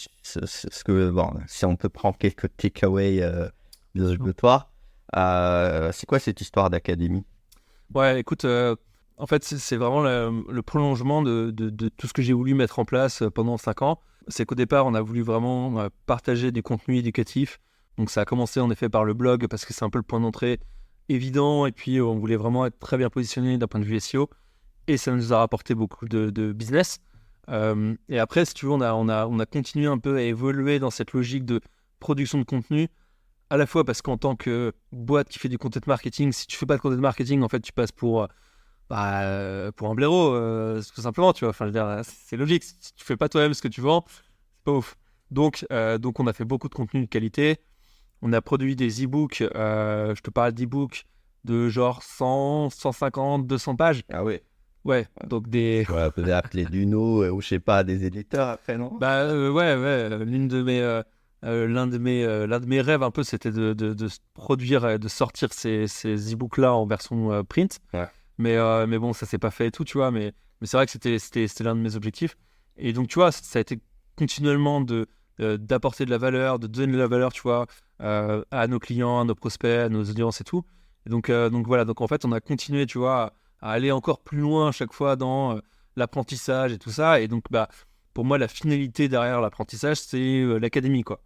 Moi, je suis très inspiré par le modèle HubSpot. HubSpot, l'académie, je veux dire, tout le monde la connaît, tout le monde est passé par leur formation. Je dis pas que c'est forcément les meilleurs parce que parfois c'est un peu barbant, qu'on soit d'accord. Mais du coup, j'ai voulu faire mieux. Et donc, j'ai recruté quelqu'un pour gérer ce pôle-là et ce canal-là, ce format-là à 100% en full-time. Donc, big up à Bertie qui a réalisé ce rôle d'une main de maître. Et donc, son objectif, quand elle est arrivée, c'est que je lui ai dit, écoute, je veux qu'on sorte une formation sur le content marketing en vidéo, pas chiante, pas boring, parce que le B2B, faut pas que ce soit boring. Et donc, on a casté un mec qui est acteur, comédien, mais qui avait quand même, tu vois, des notions de business, de commercial, de marketing. Il a fait une école de commerce avant, donc il comprenait un peu les sujets. Et je trouve que c'est pareil, c'est peut-être un tips que je peux donner, c'est quand même d'avoir quelqu'un qui sache de quoi il parle, parce que sinon, c'est compliqué. Et du coup, tu vois, on a scripté, on a repris l'ensemble des contenus qu'on avait produits. On avait plein d'articles, etc. D'où le recyclage. Tous les e-books et tout ça, machin. On a fait un script, je crois qu'il faisait 300 000 mots. Ouais. Un peu vénère. Et ce script-là, du coup, après, on l'a découpé en plein de chapitres, etc., de vidéos, de formations, machin et tout. Donc, on en a fait vraiment une vraie formation. Je crois qu'il y avait, quand on l'a tourné à la fin, on a fini à 80 heures. Ok. Peut-être une centaine de leçons. Enfin, bon, bref, c'était costaud, tu vois. Et on a essayé justement d'en faire un truc qui était hyper vivant, etc. Et le comédien qu'on a casté, Rémi, il était hyper, comment dire, il avait une humeur hyper communicative, tu vois. Et ça se ressentait vachement, tu vois. Et tous les gens qui ont regardé cette formation-là, disaient, putain, c'est cool parce que c'est pas chiant. C'était gratuit, c'était payant. C'était gratuit, c'était une formation gratuite. Okay. Donc ça, encore un contenu qu'on a offert. Avec quoi, un certification? Ouais, exactement, toute cette logique. Ouais, exactement. Et puis en fait, ce qui est intéressant avec la certification, c'est qu'ils peuvent la mettre sur leur profil LinkedIn et donc que toi, ça te fait de la visibilité gratuitement, on va dire, quoi. Donc on a sorti ça, on a utilisé Podia pour mettre en forme toute cette formation-là et tout. Ça a été pareil, un beau succès. Et après, on a encore continué à vouloir faire mieux. Et du coup, on a voulu sortir une formation par trimestre. Mm-hmm. Avec du coup, en fait, parce que le truc dont je te parlais, c'était une formation en ligne très théorique. Ce qui manquait peut-être un peu, c'était l'aspect pratique. Donc, on a voulu éditorialiser ces formations avec une logique très média de rédac chef, de se dire, OK, c'est quoi les thématiques dont on va parler sur le prochain numéro, sur la prochaine édition. Et donc, on avait une nouvelle formation par trimestre. Donc, typiquement, tu vois, ce trimestre-là, on va parler de SEO. On va produire un guide dont ce sera la thématique. Donc, un guide, tu vois, focus sur le SEO, qui sera un genre de cahier d'exercices, en même temps de théorie, qui renverra vers des vidéos, qui renverra vers une communauté, qui renverra vers des exercices pratiques et des templates, etc. Donc, tu vois, on va faire encore un truc beaucoup plus beaucoup plus vaste, beaucoup plus complexe, etc. Et là qu'on a commencé à vendre, tu vois. Et parce que on en était à un niveau de détail en fait qui était très expert, quoi. Et du coup, cette académie, est-ce qu'elle a continué au-delà de l'agence et c'est devenu quoi si vous avez produit autant de contenu, c'était, j'imagine, que ça m'intéresse aussi ce modèle de c'est pour générer du lead et du jour au lendemain, ça peut devenir une business unit. Est-ce que ça vous a frotté? C'est exactement ça. En fait, c'est vraiment devenu une business unit dans le sens où, enfin, pour moi, c'est devenu une fonctionnalité ou une offre qui fait partie de l'éventail d'offres de Ulovers, tu vois. Et donc, moi, je suis plus dans l'entreprise, mais je sais que, tu vois, ils continuent à organiser des événements. Et maintenant, ça s'appelle les Content Days. Donc, tu vois, il y a un événement qui vient en support de la thématique trimestrielle. En fait, si tu veux, maintenant, le marketing est organisé par thématique trimestrielle, on va dire. Et donc, en fait, tous les contenus, ils sont créés et produits autour de ces thématiques-là, qui sont encore une fois reliées au comité Edito dont je te parlais. Et donc, en fait, si tu veux, les commerciaux aujourd'hui, ils vendent à la fois, on va dire, le fait que Ulovers est capable de produire tout type de contenu pour telle ou telle boîte, mais ils vendent aussi, du coup, tout l'aspect formation, tu vois. Et c'est un tout, en fait, pour moi, tu vois. En fait, c'est éduquer, faire monter en compétence nos clients pour qu'ils soient meilleurs dans leur métier, pour qu'ils continuent à travailler avec nous, tu vois. Donc, tu as cette logique de formation online qui continue à tourner, mais tu as aussi des formations physiques. Et du coup, en fait, Ulovers est aussi organisme de formation certifié par Calliope. Donc ça, quand Bertie est arrivé, tu vois, à son poste d'Academy Manager, on a travaillé tout l'été, c'était affreux, c'était horrible, parce que pour être Calliope, c'est un parcours de combattant. C'est une angoisse. Ouais. Et donc, on a passé l'été à gérer ce truc-là, et surtout Bertie, que je salue et j'applaudis pour sa pugnacité, parce que franchement, c'est l'enfer. Et tu vois, du coup, au-delà de vendre des formations en ligne et de proposer, tu vois, des vidéos en ligne, etc., il y a aussi donc cet aspect organisme de formation. Les bureaux dont je te parlais, les locaux, permettent aussi d'accueillir des entreprises pour des ateliers, des conférences, des séminaires, des formations, etc. Et donc, tu vois, il y a le fait de vendre un package de contenu, tu vois, à une entreprise. On va leur dire, par exemple, on va vous produire une Content Factory, donc on va produire 100 articles par mois pour vous, etc. Très bien. Et au-delà de ça, on va aussi former vos équipes à être meilleurs en content marketing grâce à nous, tu vois. Et ça a cartonné, tu vois, parce que il y a des boîtes qui ont pris pour plusieurs dizaines de milliers d'euros de formation en présentiel. Et c'est énorme, tu vois. Pas mal. Ouais. Maintenant, j'ai la big question que je pose pas mal de monde, moi aussi, parce que j'ai bien envie de déployer tout ça. Mais combien ça coûte tout ça? Parce que contenu. Est-ce qu'aujourd'hui, avec ton expérience, surtout que si peut-être on parlera aussi vers la fin rapidement de ce côté part-time, un vrai sujet qui revient, c'est le budget. Combien ça coûte de faire ces choses-là? Parce que, a priori, quelqu'un, tu dis blogging, il voit juste du contenu, production de texte. Mais derrière, j'ai l'impression qu'il y a quand même, quand tu me parles de ligne éditoriale, des comités éditoriaux, puis le côté que tu me décris qui est hyper structuré, limite, tu es un média, tu es un journaliste. J'ai l'impression que tu me décris un travail de journaliste. Je comprends mieux maintenant ce que tu me disais au tout début. Est-ce que tu peux au moins nous donner des échelles de budget, à quoi s'attendre par rapport à... On peut faire, je sais pas, stratégie content middle avec une personne et un peu lower et le full truc, là, le truc conférence 400, à quoi m'attendre? Ok. C'est aussi une question pour moi. Pour... Non, je vais te faire une réponse de Normand et je sais que Guillaume, ton co-host, est Normand, donc ça lui fera plaisir. Ça dépend. Merci beaucoup. Et de rien, on peut terminer l'épisode là-dessus. C'est très bien. Non, c'est ma réponse préférée en plus en marketing, ça dépend parce qu'en fait ça dépend, tu vois. Et non, revenir sur le fait que produire des contenus de qualité, ça coûte cher. Et comme tout ce qui est de qualité, c'est cher. Mais non, mais voilà, c'est clair, tu vois. Les articles qu'on produisait, quand j'étais chez Ulovers, c'était des articles de 5000 mots, tu vois, en moyenne. C'est des articles qui font 30 pages, tu vois. C'était des articles qui coûtent entre 700 et 1000 euros, tu vois, à produire. Donc, alors c'est clair qu'il y a ChatGPT, mais je vous mets au défi de produire un truc de la même qualité que ce qu'on produisait, tu vois. Et donc, ouais, ça coûte cher. Après, moi, Alors, t'as précisé 7000 euros à peu près, c'est non. quoi? Non, entre 700 et 1000 euros, l'article à peu près de 5000 mots, tu vois. Ouais. Ouais, donc on est sur des articles, voilà, dans les 1 000 euros l'article, c'est pas l'année, quoi. C'est un coût interne ou c'est un coût externe? Alors, Analysé. nous, on appliquait exactement ce qu'on vendait à nos clients, c'est-à-dire qu'en fait, YouLovers, si tu veux, n'avait pas de producteur de contenu en interne, mais travaillait avec des freelances. Donc moi, dans mon équipe marketing, j'ai beaucoup travaillé avec des freelances. En fait, j'avais 2 recrues, si tu veux, full-time, Romain et Bertie, et j'avais aussi beaucoup de freelances avec lesquels je travaillais sur la production de contenu, tu vois. Et du coup, on travaillait avec des rédacteurs notamment, mais qui étaient de très bonne qualité, tu vois. Et ça, c'est important. Après, sur les prix, en fait, c'est compliqué. Faisons simple. Ouais. Faisons simple. Une conférence. Ouais. Je veux monter une conférence. Comme ce que vous avez fait, par exemple. La Content Week, si tu veux, c'était 25 000 euros, quoi, à peu près. Okay. Voilà. Sur 5 jours. Okay. Parce que ça prend en compte... Dedans, il y a des petits fours, des petits... Exactement. Ouais. Voilà, la pièce montée, le point de surprise. Ouais. Voilà. Non, ça prend en compte, en effet, quand même beaucoup l'aspect catering, donc de food et tout ça. Okay. Après, ça va. Ouais. Moi, pour le nombre dont tu m'as parlé, oui. Tu inclus dans les 25 000 les 3 mois de préparation, votre temps, ou à peu près? Écoute, je crois que ça incluait pas les salaires, okay. Mais en effet, ce serait intéressant de l'inclure.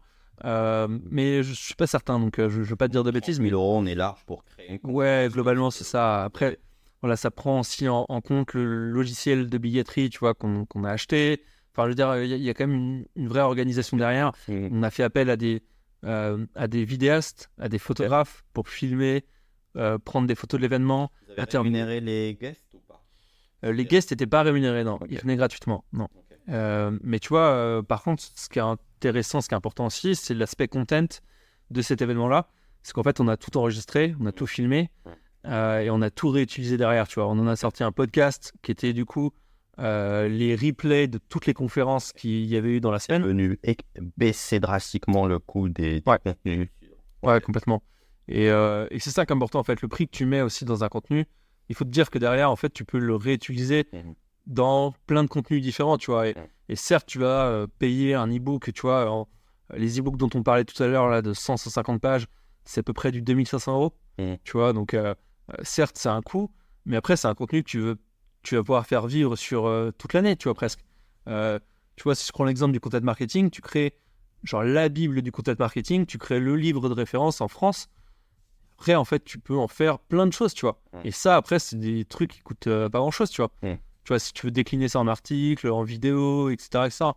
Donc après, moi, ce que je veux dire aussi, c'est qu'il y a beaucoup de choses aussi qu'on peut produire en interne avec peu de moyens, tu vois. Je veux dire, un podcast, ça coûte pas très cher à enregistrer. Il faut une plateforme pour diffuser, il te faut un micro. Aujourd'hui, il y a plein de logiciels. Aujourd'hui, on a quand même des téléphones de qualité qui permettent aussi de faire de l'enregistrement. Donc voilà, faut pas forcément penser qu'il faut investir beaucoup pour produire du contenu de qualité. Mais après, c'est clair que si tu veux scaler, si tu veux commencer à faire beaucoup plus de choses, de l'académie, des choses comme ça, il faut avoir un certain budget. Mais après, ce qui est important derrière, maintenant qu'il y a l'IA, est-ce que et ça on arrive vers cette question qui de tout à l'heure j'ai envie de te la poser. Ah ben moi j'ai pas envie. Tu vas être obligé. Ouais. L'IA, elle arrive. Beaucoup de personnes, de marketeurs commencent à prompter même des choses très poussées. Moi, je vois de la qualité de certains contenus, parce qu'on dit souvent, et ça c'est un point important, on dit souvent que l'IA est mauvaise, il n'arrive pas à faire du bon contenu, mais les gens qui sont dedans, qui savent que c'est ton prompt qui n'est pas bon. C'est pas l'IA. Parce que l'IA, tu lui donnes un bon prompt, tu la nourris avec du bon contenu, de la bonne matière. La bonne matière, elle va arriver quand même à arriver, je ne dis pas d'ici du 100%, mais on approche par exemple les 90%, les 80%. Comment tu perçois l'IA dans cet univers du contenu? Est-ce que c'est une menace? Est-ce que c'est un boost de productivité? Est-ce que ça va venir limite te permettre de te concentrer sur un niveau plus stratégique et voilà, ou bien c'est peut-être je sais pas, c'est la commoditisation du contenu, donc beaucoup trop de contenu produit et donc moins d'attention parce que si tu as du contenu partout, c'est très cliqué. Ouais, alors c'est tout ça à la fois. Ouais. Non, une réponse de Normand. Exactement. Non, je pense que pour moi, l'IA, en fait, ça dépend ce que tu mets derrière le terme de menace. Alors, c'est sûr que c'est une menace pour tous les contenus chiants et les contenus de commodité, tu vois, on va dire. C'est sûr que rédiger du contenu pour une fiche produit, pour, tu vois, des pages en ligne sur des hôtels, etc., tu vois, genre de trucs de présentation un peu produit, tout ça. Alors, là, les rédacteurs, clairement, ils viennent de perdre leur job, c'est clair et net. Parce que l'IA le fait aussi bien, plus vite, moins cher. Alors, en effet, après, le truc, c'est que ça se répand et ça va se répandre de plus en plus dans toutes les boîtes. Mais ce qui est important, c'est que, en effet, c'est un outil qui te permet d'améliorer ta productivité, qui te permet de vaincre un peu ce syndrome de la page blanche aussi quand tu es marketeur, tu sais pas de quoi parler ou tu as besoin d'aide. En fait, moi je dis souvent que l'IA c'est un super stagiaire, tu vois, parce que tu peux lui demander plein de choses et il te les fait, tu vois. J'aime bien ça, j'ai tendance à indirectement le dire aussi. Ouais. Un super stagiaire. Et je dis pas ça de façon péjorative du tout. Et je trouve que pour moi, l'IA, c'est un outil qui fait partie de la palette des outils du marketeur, du rédacteur, du content marketer. En fait, tu vois, ça vient compléter la vie, tu vois, et améliorer la vie, faciliter la vie, comme toute technologie, en fait. Il y a toujours des débordements, etc. À chaque nouvelle technologie, tu vois. Je ne vais pas partir dans des trucs un peu futuristes et tout, mais pour moi, aujourd'hui, voilà, l'IA va certes remplacer certaines parties du job d'un marketeur, etc., mais va leur permettre aussi de se concentrer sur des choses, en effet, peut-être plus stratégiques, plus intéressantes, plus, tu vois. Et dans un sens, je trouve que c'est bien, tu vois. C'est positif, tu vois. Toutes les petites choses un peu de merde qu'on faisait et tout, bah, on les fera plus, en fait. Et tu vois, et c'est très lié à l'automatisation, etc. Et c'est tant mieux, tu vois. Et si ça peut nous permettre d'être encore plus proches de nos clients, de nos audiences, de produire des contenus de meilleure qualité. En fait, il y aura aussi ça, tu vois, il y aura aussi un shift entre les contenus produits par IA, tu vois, et les contenus produits par l'humain, tu vois. Je trouve que... Tu penses qu'on arrivera encore à les distinguer? Bah pour moi, c'est l'objectif, en tout cas, si tu veux, des humains, de produire des choses qui sont encore mieux que l'intelligence artificielle, tu vois. Parce que le cerveau humain arrive à être hyper créatif, etc., tu vois. Et je trouve que la créativité, pour moi, elle reste... dans le cerveau de l'humain aujourd'hui, tu vois. L'IA, jusqu'à l'IA générale, tu vois. Ouais. AGI, mais on n'en est pas là, tu vois. Mais alors, si je suis d'accord sur ce point, mais peut-être indirectement, il y a un autre truc qui risque d'arriver, et là, c'est une question de production élevée de contenu. Ouais. Parce que grâce à l'IA, tout le monde peut produire, on peut le voir rien que LinkedIn. On peut raconter ce qu'on veut, le reach est en baisse de manière globale, pour plein de raisons. Peut-être qu'il en faut faut tout un post pour expliquer ça. Mais une partie, selon moi, peut-être tu es d'accord avec moi de cette raison-là, c'est qu'il y a de plus en plus de personnes qui osent écrire, ce qui est peut-être bien, et tant mieux.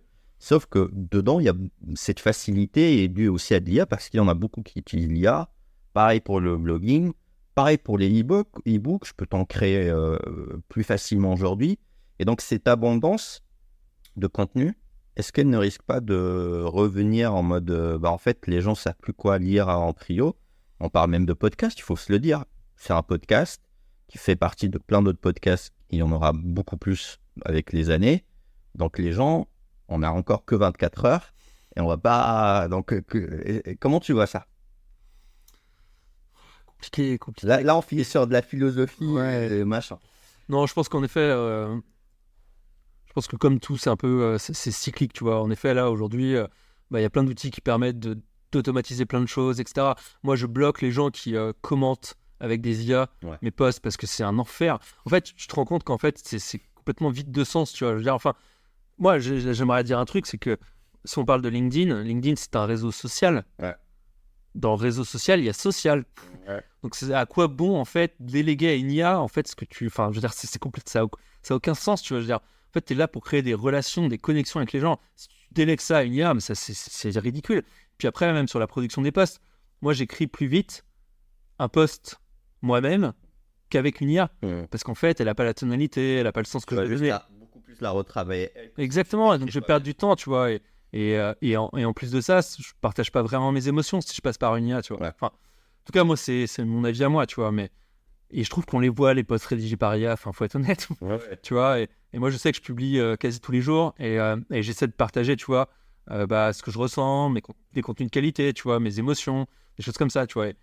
Et ça, c'est un chemin, tu vois, c'est un voyage, tu vois. Je reviens sur des contenus que j'ai publiés avant, etc. Et tu vois, il y a que moi, on va dire, Alexis, qui peut produire les contenus d'Alexis, tu vois. Je veux dire, je vais pas déléguer demain à une IA, on va dire, mon cerveau, tu vois. Enfin, je sais pas, je trouve que ça n'a pas trop de sens. Et sur cette question d'abondance, qui est la deuxième question, est-ce que la commodité du contenu, le contenu un peu partout abondant, n'est pas un risque lui-même envers le contenu?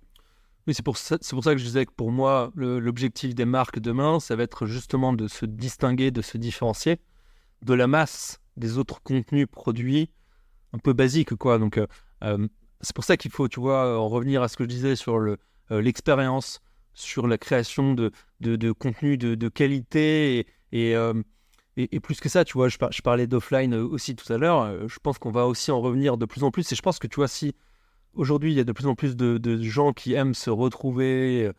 C'est aussi peut-être lié à ça, tu vois. C'est peut-être lié à cette abondance de contenu, de posts LinkedIn, etc., etc. Et je sais pas, en vrai, je pense que voilà, les expériences dans la vie réelle, les événements, tu vois, le podcast aussi, c'est quand même un contenu réel, tu vois. Aujourd'hui, tu peux pas te forcer notre discussion à une IA, tu vois, et encore heureux. Et donc ça, c'est bien, tu vois. Et je pense que voilà, les marques vont devoir se différencier en créant des expériences, des contenus de qualité qui, en effet, sortent un peu de ce que produit l'IA aujourd'hui. Et après, en vrai, je suis pas devin, je sais pas de quoi demain est fait. Et probablement que l'IA demain fera bien plus de dingueries qu'aujourd'hui et mon discours sera complètement dépassé. Donc tant mieux, mais voilà.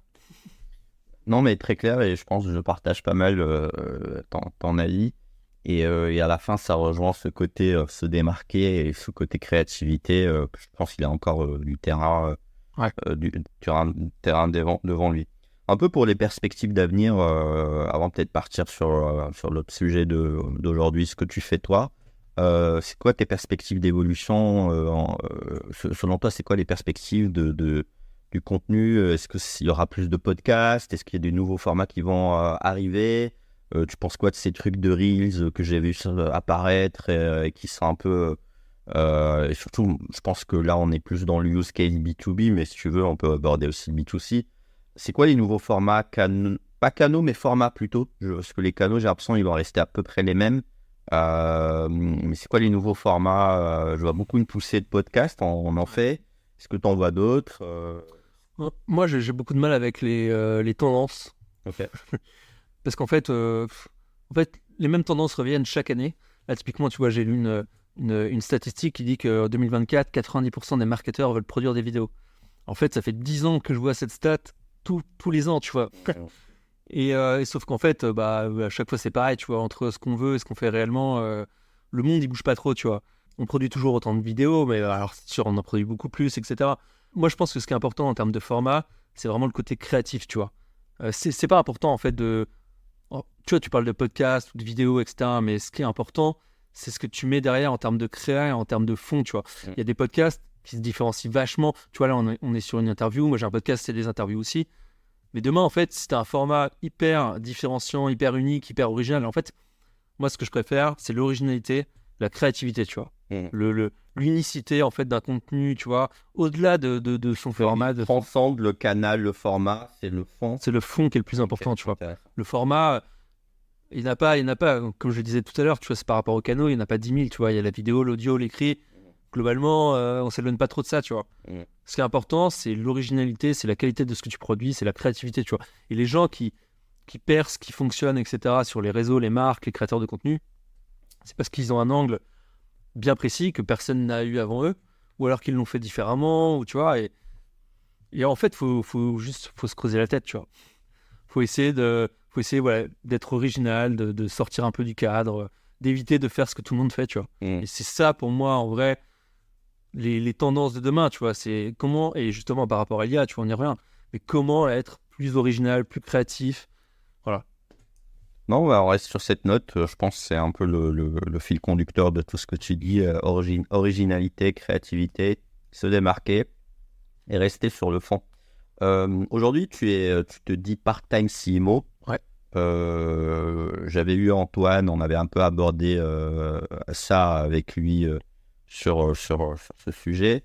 J'en ai encore d'autres qui arrivent. C'est quoi ce truc de part-time CMO? C'est tendance, c'est encore un...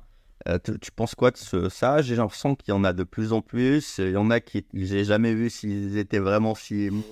Et d'ailleurs, c'est quoi CMO aussi? Parce que je pense que beaucoup de gens... c'est quoi ton point de vue de l'intérieur? Parce que tu vis cette nouvelle vie de part-time CMO. Je suis aussi intéressé par pourquoi le freelancing, parce que c'est aussi un sujet sous-jacent où ta carrière c'est du salariat, si j'ai bien compris. Il y a genre des freelancing. Est-ce qu'il y a aussi des raisons profondes derrière ça? Bien sûr. Livre-toi. Non, mais t'as pas de canapé, du coup, on n'est pas sur on est sur une chaise. Pour l'instant, mais la prochaine fois. Ok, écoute. Non, mais alors déjà, pour revenir sur les termes de part-time, CMO, etc., en fait, c'est du jargon de marketeur, et il faut pas se mentir, les marketeurs adorent le jargon.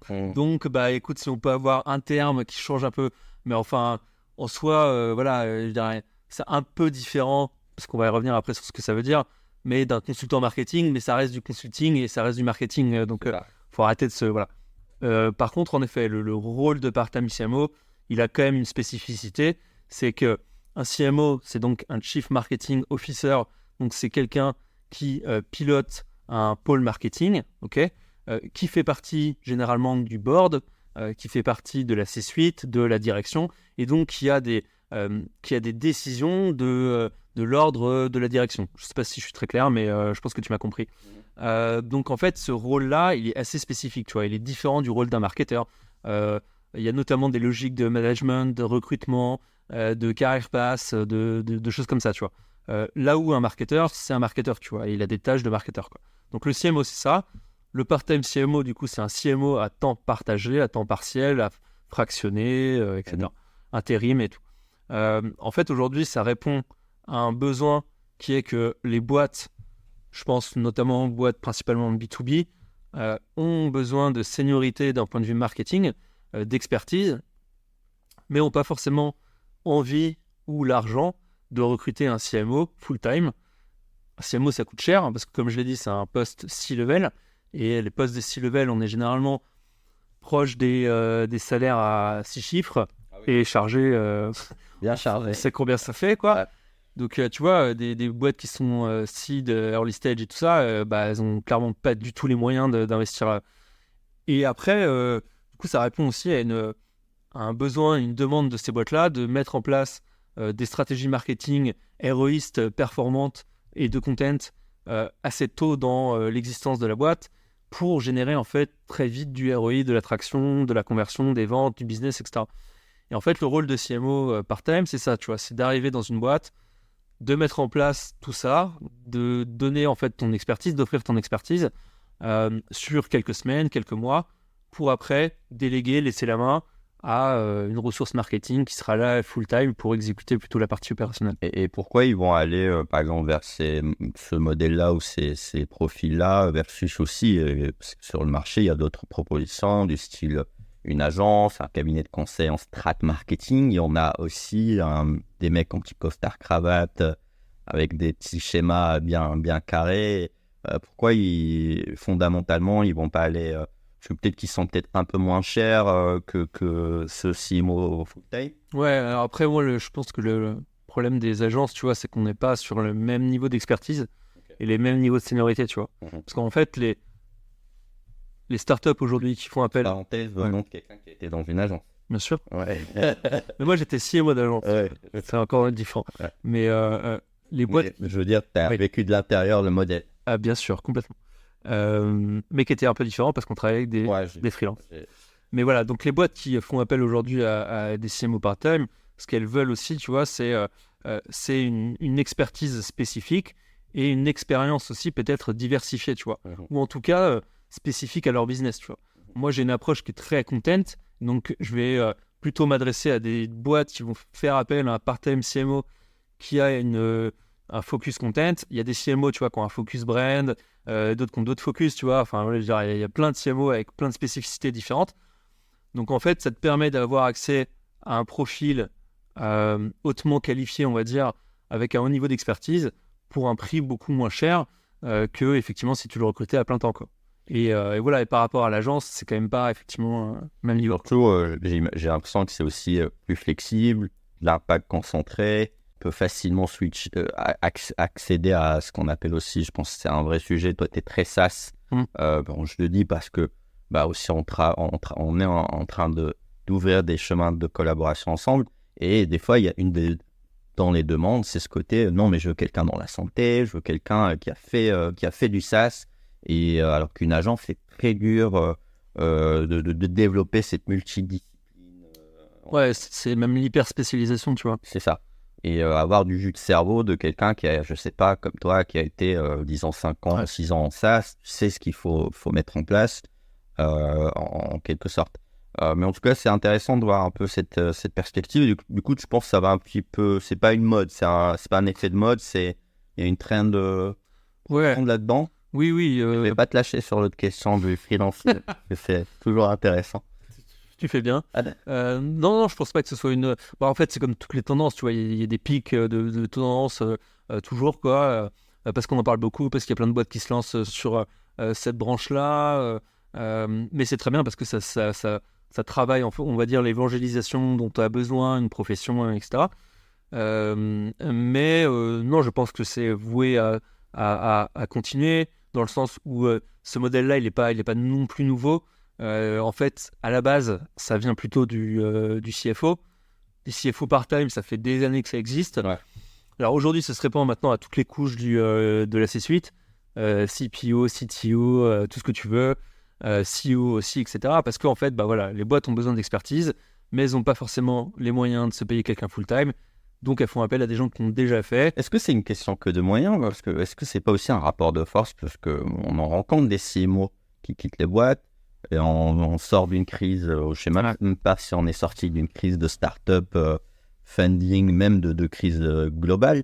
Est-ce que aussi c'est des gens qui sortent sur le marché du marché du salariat et qui créent un nouveau rapport de force? C'est ça qu'on voit aussi dans le métier du growth, parce que là où il y a beaucoup de scarcity, beaucoup plus, en tout cas j'ai l'impression, c'est les métiers du growth. Je peux te dire que les head of growth, les growth leads... il y a une vraie guerre de talent là-dessus. Est-ce que aussi c'est des rapports de force? Mais ça va me permettre de répondre à ta question piège sur le freelancing. Ouais. C'est qu'en effet, oui, il y a beaucoup de... T'en connais, on en a parlé en off juste avant, mais on connaît beaucoup de CMO, etc., qui sont en train de justement de sortir un peu du format, on va dire, classique de la scale-up, etc. Et moi, mon objectif à la base, c'était de continuer quand même à faire mon trou en scale-up, etc. Tu vois, et à augmenter en termes d'ARR, quoi, les boîtes que j'allais cibler, tu vois, passer de X millions à X millions et tout ça. En fait, c'est très bien. Moi, je crache pas du tout sur les CMO qui ont ce carrière pass, bien au contraire. Mais en fait, ça ne convient pas forcément à tout le monde, tu vois. Ou alors, moi, je sais qu'aujourd'hui, en tout cas, c'est pas l'envie que j'en ai, c'est pas le besoin que j'en ressens, tu vois.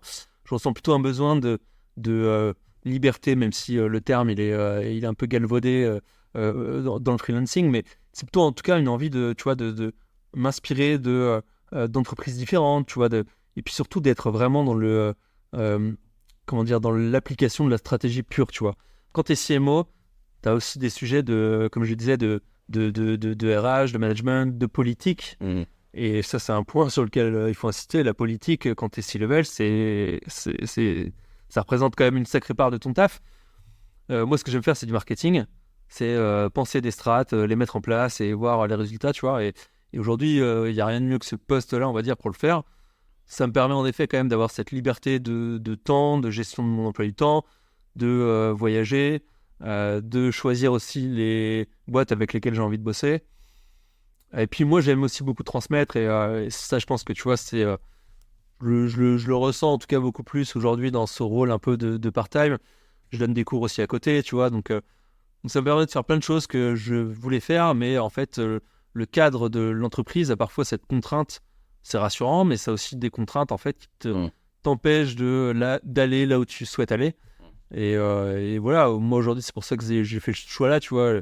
Mais je dis pas que demain, je reviendrai pas à un mode full-time. Ça dépend. Ok. En tout cas, c'est très clair. Est-ce qu'il y a un sujet que tu voulais aborder de tout ce qu'on a vu avant peut-être de conclure? Un point qui te semble pertinent ou un angle... Tout était pertinent. Donc. Ouais.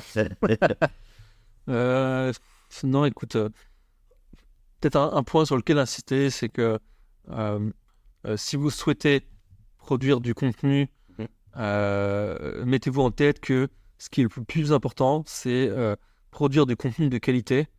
Voilà, dont vous êtes fier, que vous, en tant que lecteur, vous seriez ravi de lire, d'écouter, si c'est un podcast, etc.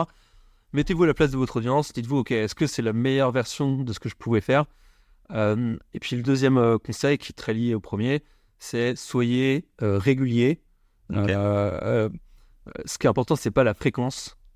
Ça, je l'ai déjà dit, mais on s'en fout que vous publiez des contenus tous les jours, toutes les semaines, tous les mois. Ce qui est important, c'est d'être régulier, parce qu'en fait, créer une audience, créer une communauté, ça se fait pas en une semaine, ça se fait en plusieurs mois, en plusieurs années. Pour revenir à You Love Words, ça a été 5 ans de travail et de garder le cap de la vision que j'avais pour réussir à atteindre les résultats qu'on a obtenus. Et donc voilà, ayez un cap, conservez-le, produisez des contenus de qualité, distribuez-les de façon régulière et il n'y aura pas de souci.